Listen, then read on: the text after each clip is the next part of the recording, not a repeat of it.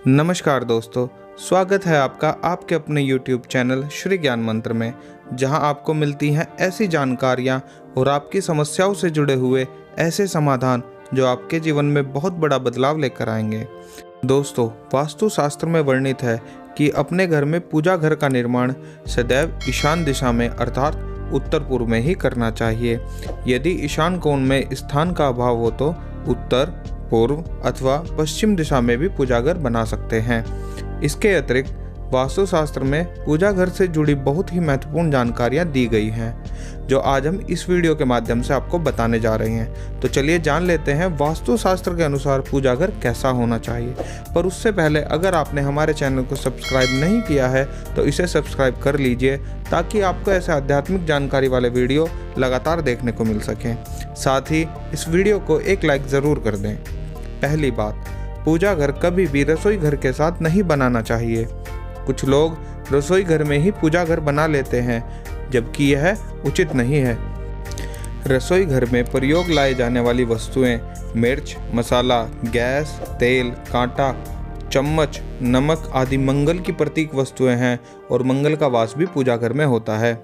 उग्र ग्रह होने के कारण मंगल आप में उग्र प्रभाव की वृद्धि करता है और पूजा करने वाले की शांति और सात्विकता में कमी को लाता है। इसीलिए रसोई घर में पूजा करने से आध्यात्मिक चेतना का विकास नहीं हो पाता है। दूसरी बात, पूजा घर में कभी भी शयन कक्ष का निर्माण नहीं करना चाहिए अथवा पूजा घर में कभी भी सोना नहीं चाहिए, क्योंकि शयन कक्ष के ऊपर शुक्र का शासन होता है, जो एक भौतिकवादी ग्रह है। इसके विपरीत पूजा घर बृहस्पति के आधिपत्य में आता है, जो कि सात्विक ग्रह है। यह सात्विक गुणों में वृद्धि करता है। बृहस्पति संतान तथा सांसारिक सुखों का भी कारक है। शयन कक्ष में पूजा ग्रह का निर्माण करने से बृहस्पति परेशान होता है, जिसके परिणाम स्वरूप संतान सुख, सांसारिक सुख और धन में कमी आती है। इसीलिए शयन कक्ष अथवा बैठक कक्ष के अंदर पूजा घर नहीं बनाना चाहिए। अगर जगह की कमी हो तो अध्ययन कक्ष के साथ पूजा घर बनाया जा सकता है। तीसरी बात, पूजा ग्रह में मूर्ति की स्थापना ऐसे की जानी चाहिए कि व्यक्ति का मुख पूजा करते समय ईशान कोण अर्थात उत्तर पूर्व दिशा में होना चाहिए। जैसे सूर्य नमस्कार अथवा सूर्य को अर्घ्य देते समय हमारा मुख सूर्य की तरफ होता है, ठीक वैसे ही पूजा करते समय हमारा मुख ईशान कोण में देवी प्रतिमा की तरफ होना चाहिए। चौथी बात, बहुत से लोगों को ये जानने की इच्छा होती है कि पूजा घर ईशान कोण में ही क्यों बनाया जाता है, दूसरी दिशा में क्यों नहीं। तो हम आपको बता दें कि दिशा विशेष का अपना एक महत्व होता है। जैसे सूर्य पूर्व से उगता है, ठीक वैसे ही ईशान एक ऐसी दिशा है जहाँ से सूर्य की ऊर्जा और पर्यावरण की सकारात्मक शक्तियों का प्रवेश भवन में सरलता से होता है। यदि ईशान दिशा की तरफ मुख करके पूजा की जाए तो शुभ परिणाम तुरंत प्राप्त होने लगते हैं।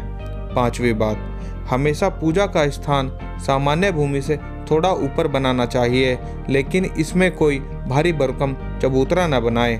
छठी बात, कई घरों में ईशान कोण में कोई अलमारी अथवा लोहे का बॉक्स रखा होता है, लेकिन जब लोगों को यह पता चलता है कि पूजा घर इसी हिस्से में होना चाहिए तो वे लोग उस अलमारी अथवा बक्से के ऊपर भगवान की मूर्ति की स्थापना कर देते हैं।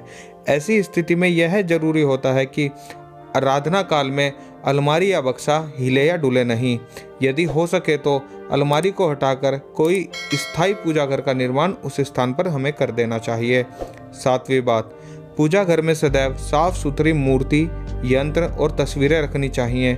मूर्तियों को सदैव धातु, पत्थर अथवा मिट्टी का होना चाहिए। मिट्टी की मूर्तियां शुभ होती हैं, परंतु ये अंदर से खोखली नहीं होनी चाहिए। प्लास्टर ऑफ पेरिस से बनी मूर्तियां ज़्यादातर खाली होती हैं। इन मूर्तियों को भी पूजा कक्ष में नहीं रखना चाहिए। आठवीं बात, ध्यान रखें कि घर में किसी भी देवी या देवता की मूर्ति खड़ी नहीं होनी चाहिए। हमेशा मूर्तियां बैठी हुई अवस्था में ही होनी चाहिए।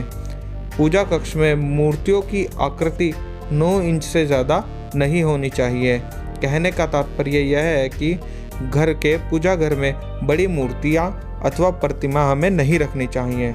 9वीं बात, पूजा घर में किसी प्राचीन मंदिर से लाई गई कोई मूर्ति कभी नहीं रखनी चाहिए। अगर किसी भी प्रकार से जरा सी भी भगवान की प्रतिमा खंडित हो जाए तो चाहे वह कितनी भी मूल्यवान क्यों ना हो, पूजा करने के योग्य नहीं होती है। तो ऐसी प्रतिमा को पवित्र जल में विधि विधान से प्रवाहित कर देना चाहिए। 10वीं बात, देवी देवताओं की मूर्ति पर से जो भी उतरे हुए सूखे फूल, माला, हवन, धूप आदि की राख होती है, उसे अनावश्यक समझकर फेंकने की बजाय तेज प्रवाहित होते जल में विसर्जित कर देना चाहिए। तो दोस्तों, ये थी कुछ महत्वपूर्ण बातें जो वास्तुशास्त्र में पूजा घर के विषय में बताई गई हैं। अगर ये जानकारी आपको अच्छी लगी हो तो वीडियो को लाइक करें, कमेंट में जय माँ लक्ष्मी, जय श्री कृष्ण, हर हर महादेव अवश्य लिखें। साथ ही चैनल को सब्सक्राइब जरूर करें। धन्यवाद।